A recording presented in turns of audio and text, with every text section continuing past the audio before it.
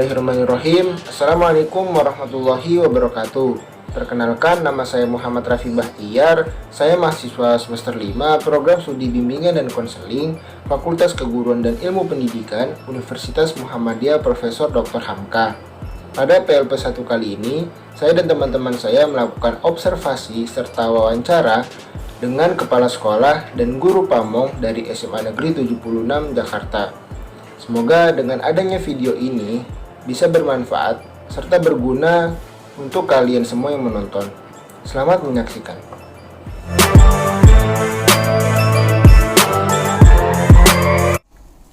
Baik Bu, selanjutnya ada pertanyaan seputar kegiatan-kegiatan rutin berupa kulikuler, kokulikuler, dan ekstrakurikuler. Nah, yang pertama Bu, apa saja sih Bu kegiatan kulikuler, kokulikuler, ekstrakurikuler yang dilaksanakan di SMA Negeri 76 ini? Kegiatan kurikuler ini kegiatan berkaitan dengan pembelajaran. Jadi kita pembelajaran untuk saat ini pembelajaran kita dengan menggunakan daring. Jadi jadwal yang membuat wakil bidang kurikulum. Kita daring pembelajaran dari jam 7.00 sampai dengan jam 12.00. Ini setiap hari Senin sampai dengan Jumat. Kemudian untuk kegiatan kokurikuler ini karena masa pandemi jadi belum diselenggarakan, tapi nanti setelah pandemi berakhir akan diselenggarakan. Tapi yang sebelumnya kita sudah menyelenggarakan kegiatan ini misalnya dengan mendatangi dunia industri sehingga anak bisa praktik langsung melihat di sana bagaimana kegiatan di dunia industri. Kemudian untuk kegiatan ekskul ini juga karena pandemi ada beberapa ekskul yang memang tidak bisa melakukan kegiatannya secara daring, tapi kalau ada yang bisa melakukan kegiatan secara daring kita fasilitasi juga, dipersilakan. Sehingga artinya anak-anak juga bisa terekspos untuk kegiatan-kegiatan ekstranya. Jadi seperti itu. Baik Bu, selanjutnya bagaimana sekolah SMA Negeri 76 ini menetapkan kulikuler, kokulikuler, dan ekstrakurikuler apa yang terpopuler di sekolah? Kalau kurikuler ini sudah ditentukan, sudah baku mata pelajaran dan semuanya jamnya sudah baku. Kalau kokurikuler ini berdasarkan minat, jadi nanti tentunya Bapak Ibu guru menanyakan atau ini berkaitan dengan minat PKWU ya Bu Barsi ya. Jadi nanti kita mau kemana, nanti kita sepakati pergi kemana, misalnya ke dunia industri mana, seperti itu. Kemudian kalau ekskul juga ini sebelumnya juga sudah menanyakan ya Bu Barsi ya, menanyakan keinginan anak-anak. Kemudian kita juga harus ada juga pelatihnya, kalau tidak ada pelatihnya kan sulit. Kemudian ekskul yang terkenal pramuka, futsal, kemudian paskibra, jadi itu seperti itu. Baik Bu, selanjutnya bagaimana cara sekolah SMA Negeri 76 ini menangani masalah yang ada di kulikuler, kokulikuler maupun ekstrakurikuler? Kalau masalah di kurikuler ini kan berkaitan dengan pembelajaran, tentunya yang pertama untuk menangani adalah wali kelasnya. Jadi wali kelas yang pertama menangani. Kemudian kalau untuk kokurikuler ini biasanya juga kesiswaan juga, karena kesiswaan dengan kurikulum juga ini bergabung karena ini minat kan. Jadi nanti yang menangani itu. Kemudian untuk ekskul ini pembina ekskulnya yang menangani.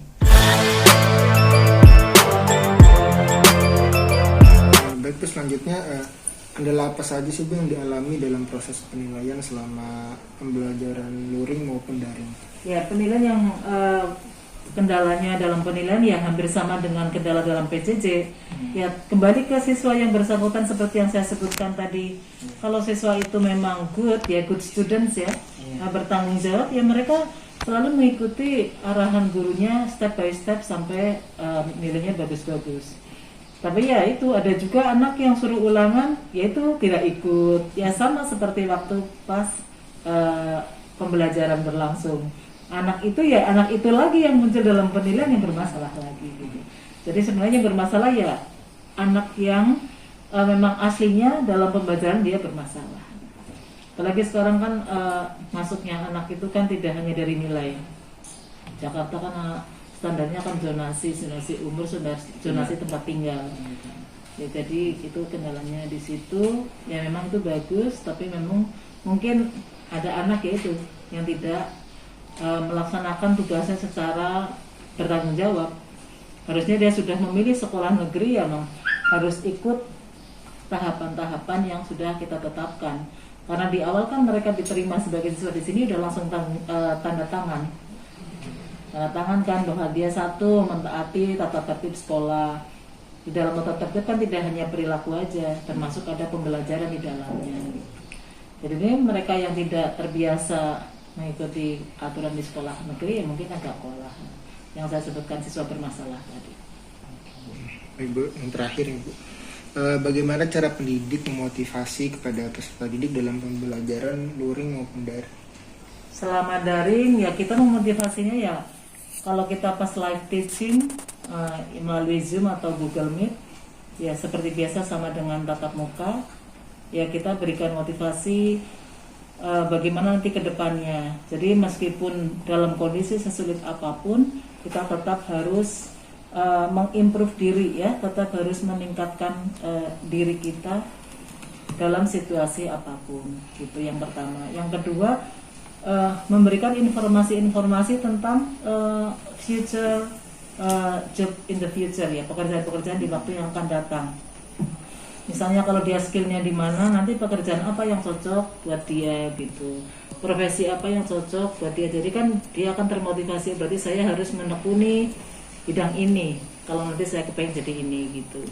Yang ketiga ya dengan memberikan tantangan bahwa di dalam dunia global sekarang kita kan bersaing tidak hanya dengan generasi di negara kita, tapi kita bersaing dengan semua manusia ataupun semua job seeker di seluruh dunia karena kita sedang udah menghadapi era globalisasi.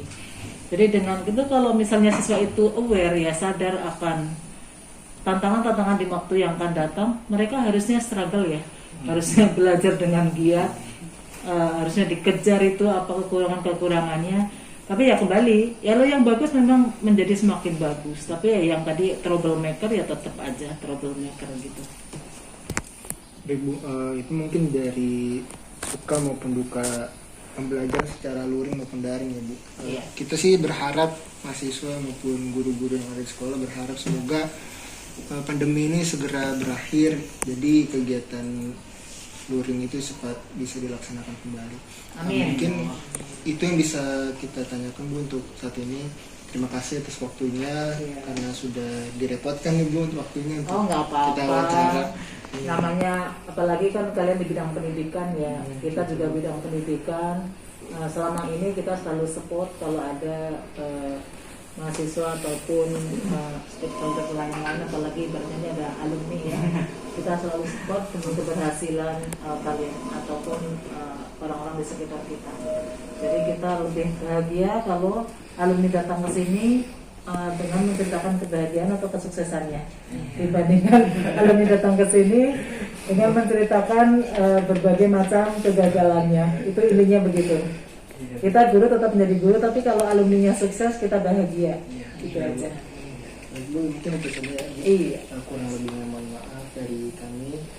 Assalamualaikum warahmatullahi wabarakatuh. Waalaikumsalam warahmatullahi wabarakatuh.